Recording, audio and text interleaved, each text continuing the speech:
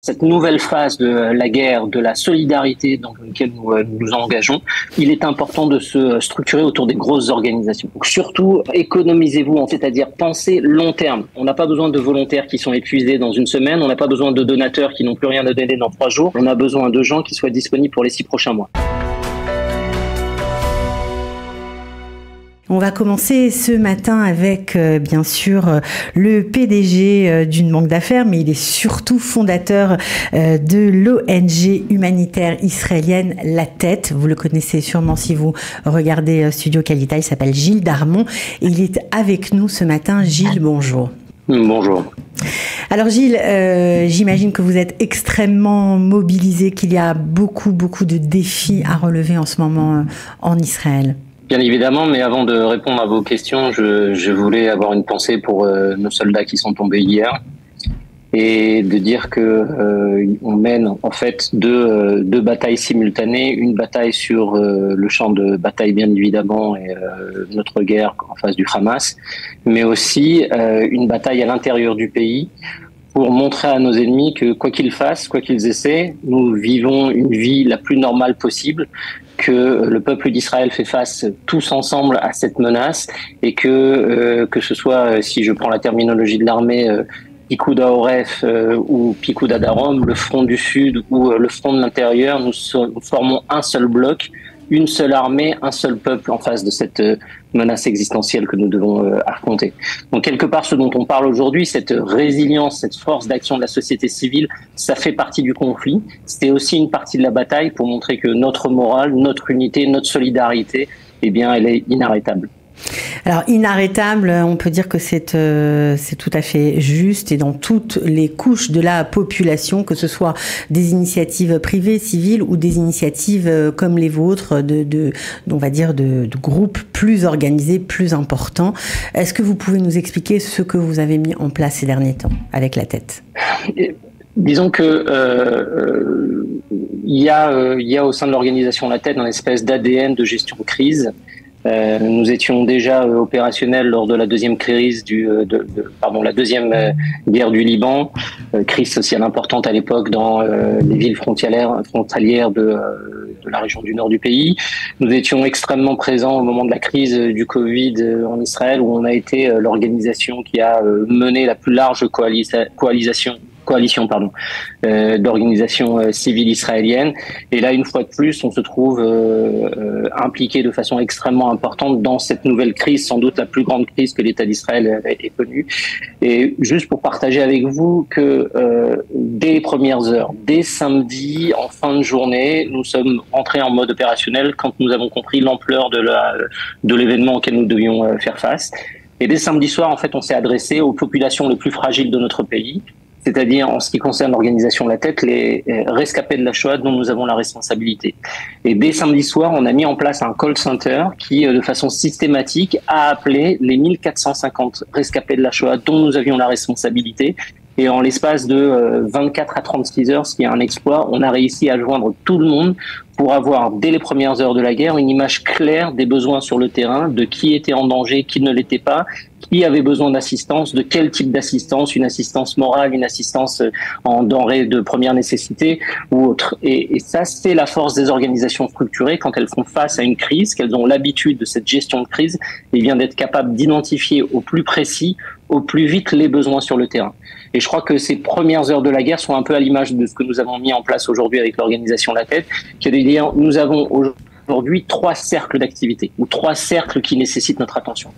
Le premier cercle, c'est bien évidemment le cercle des familles qui ont été touchées directement par la guerre, soit parce qu'elles ont perdu un proche, soit parce qu'elles ont dû être déplacées ou relogées dans un autre endroit à travers le pays. C'est cette population-là qui est notre cœur de cible aujourd'hui au sein de l'activité de La Tête.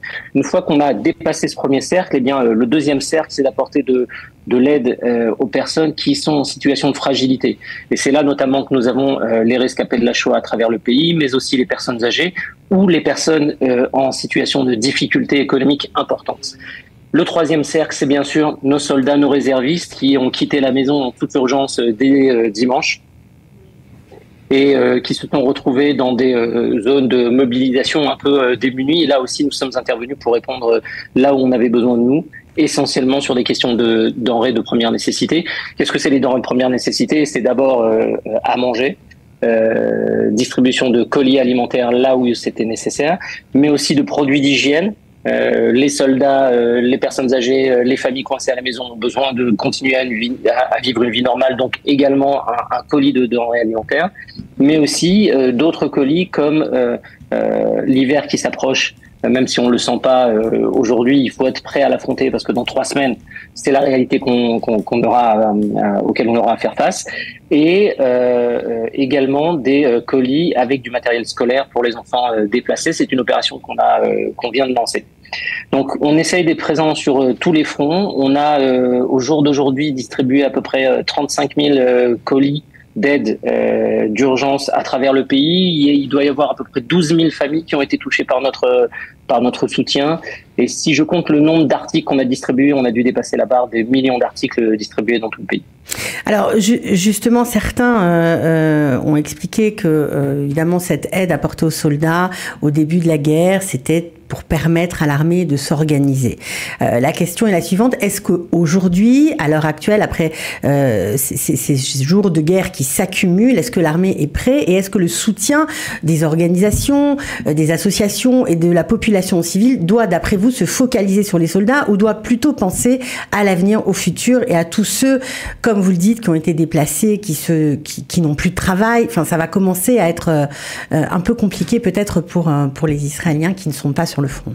Écoutez, ça fait presque depuis une dizaine d'années à Radio Qualité que vous m'entendez régulièrement critiquer le gouvernement et dire que le gouvernement ne remplit pas son rôle en temps normal.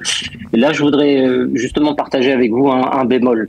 Dans l'immédiateté d'une crise, c'est vrai que l'appareil gouvernemental ne sait pas fonctionner. Il ne sait pas réagir en quelques heures, il sait réagir en quelques jours, en quelques semaines, voire en quelques mois. Et je sais d'expérience qu'à un moment ou un autre, la puissance de l'État, les ressources de l'État vont se mettre en place pour donner une réponse aux besoins des citoyens. D'abord aux besoins de nos soldats. L'armée est une machine extrêmement puissante, extrêmement rodée. Malheureusement, c'est un diesel. Pour qu'elle se mette en marche, il faut du temps. Donc j'ai confiance dans l'armée, dans la capacité de l'armée à répondre aux besoins des soldats.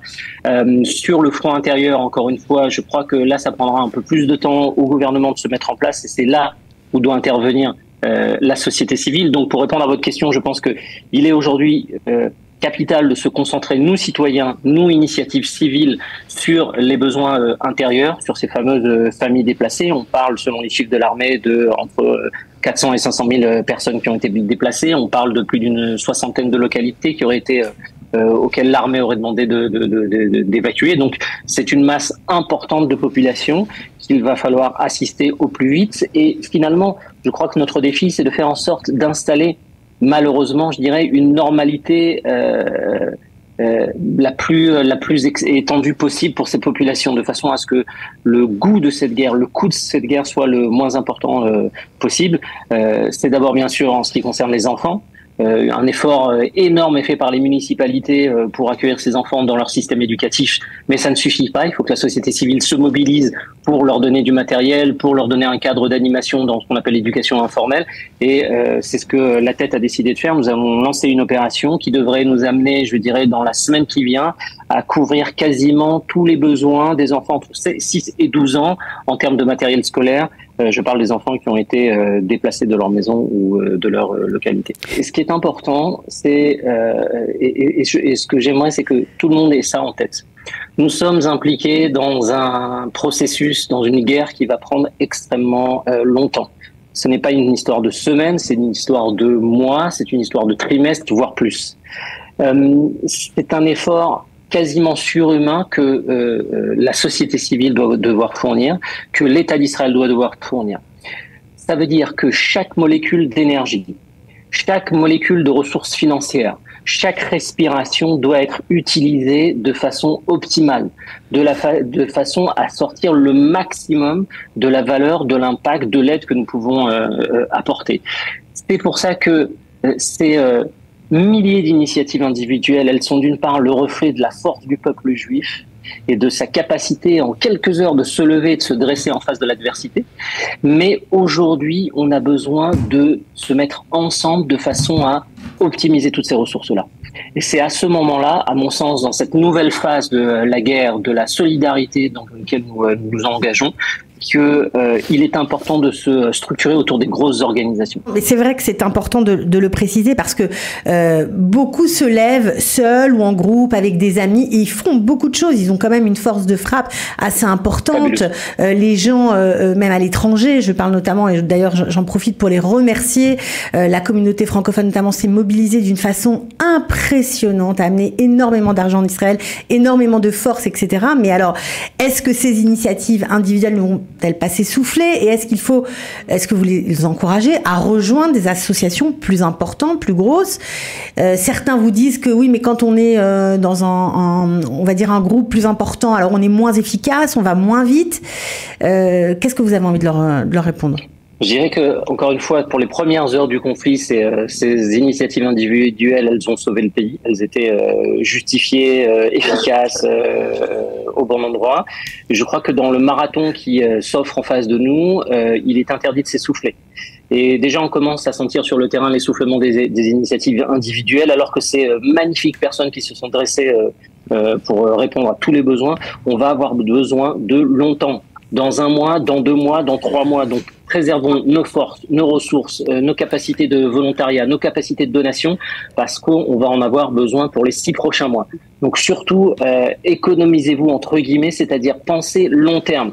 On n'a pas besoin de volontaires qui sont épuisés dans 1 semaine, on n'a pas besoin de donateurs qui n'ont plus rien à donner dans 3 jours, on a besoin de gens qui soient disponibles pour les 6 prochains mois. Contrairement aux idées reçues, dans ces moments-là, c'est les organisations de type La Tête et d'autres qui sont sans doute les plus efficaces en termes d'identification des besoins et d'optimisation des ressources.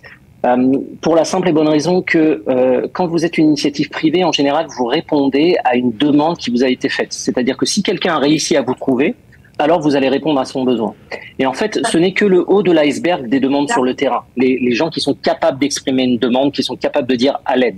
90% des gens qui ont besoin d'aide ne sont pas capables de formuler cette demande et ne savent pas par quel canal communiquer en face des opérateurs sociaux, individuels ou comme les associations.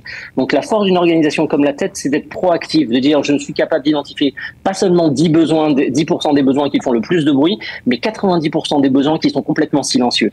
Et c'est ces gens-là qui ont le plus besoin d'aide aujourd'hui. C'est les gens dont vous n'entendez pas parler. C'est des gens qui savent pas envoyer un message WhatsApp. C'est des gens qui savent pas poster un post sur les réseaux Facebook. C'est des rescapés de la Shoah qui vivent dans un endroit où il n'y a pas d'abri, où il n'y a pas d'endroit pour se protéger, où la Ozeret, la Métapellette, dans certains cas, est partie. C'est ces gens-là qui n'ont aucune adresse et qui savent pas formuler une demande. Et bien, c'est dans ces moments-là que l'organisation La Tête et les grosses organisations sont capables d'intervenir.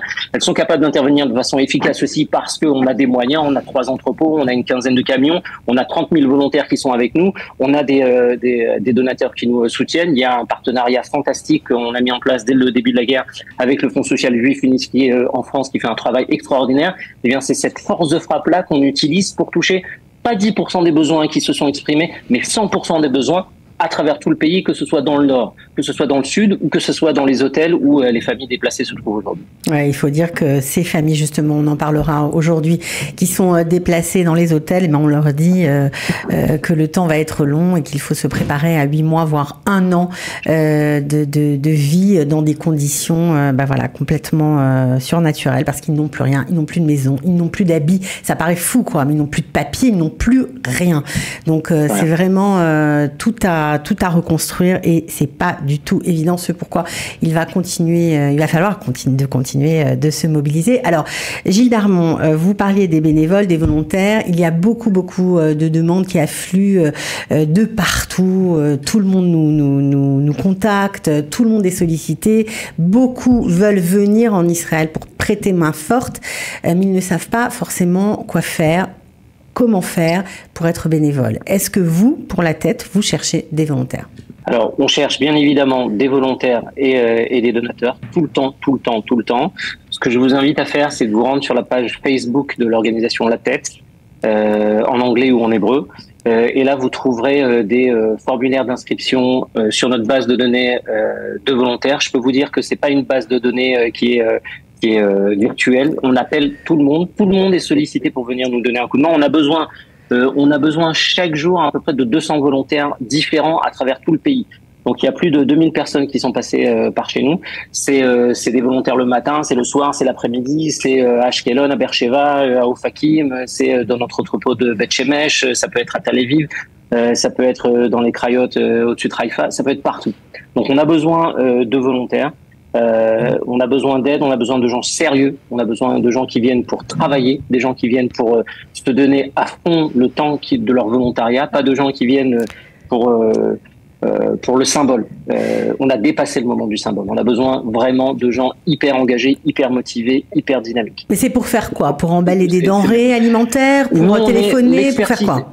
L'expertise de la tête, c'est une expertise logistique. Une fois qu'on a identifié ses besoins, c'est cette partie immergée de l'iceberg dont je parlais, nous, on intervient en termes de réponse aux besoins de première nécessité. Donc le travail dont on a besoin, c'est de la logistique. C'est d'être capable de faire les colis de première nécessité, c'est être capable de les distribuer, c'est être capable de les transporter, c'est être capable effectivement aussi de téléphoner, bien que téléphoner aux familles nécessiteuses, c'est une vraie expertise qu'en général on garde pour le staff permanent de la tête. Mais tout ce qui est la chaîne logistique, dans ces volumes-là, elle ne tiendrait pas sans les volontaires. C'est là où on a besoin d'aide. Donc c'est-à-dire que même les francophones qui ne parlent pas l'hébreu peuvent venir et aider. Oui, pas besoin de parler l'hébreu. Il faut avoir deux bons bras, il faut être motivé, il faut être endurant et voilà. Et ça se fait. Bon, en tout cas, Gilles Darmon, merci vraiment d'être intervenu sur notre antenne aujourd'hui. Bravo pour le travail que vous accomplissez jour après jour, et on espère que, vous arriverez à aider tous ces Israéliens qui sont dans le besoin pour sortir de cette terrible crise. Mais Am Israël Chai et Am Israël Chazak. Am Israël Chai, et on le fera tous ensemble. Voilà. On est un seul peuple, un seul défi, une seule bataille menée à gagner. C'est tous ensemble qu'on s'en sortira. Merci beaucoup, Gilles Darmon. À bientôt. Merci à vous.